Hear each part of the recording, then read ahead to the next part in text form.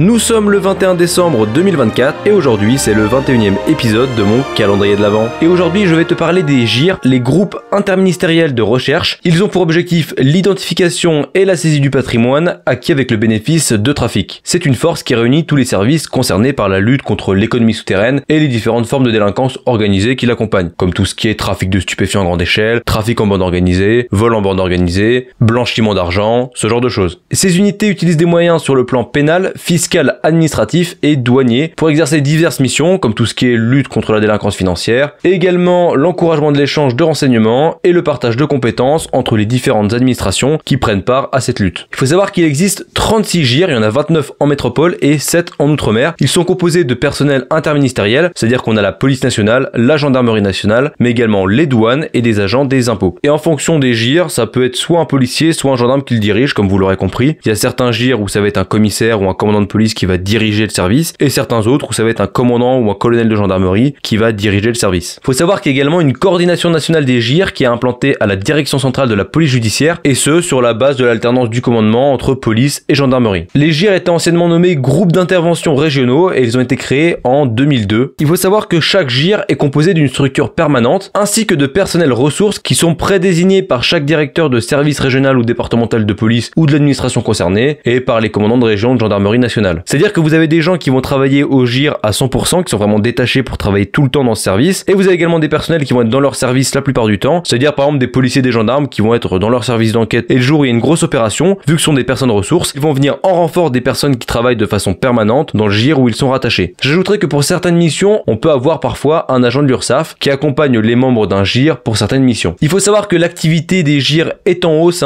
quasiment tous les ans ça augmente, il y a de plus en plus de saisies d'armes, de produits stupéfiants, mais également d'argent liquide. J'espère que cette vidéo t'aura intéressé, moi je te donne rendez-vous demain pour un prochain épisode du calendrier de l'Avent, portez-vous bien et surtout abonnez-vous pour ne pas manquer les prochaines vidéos.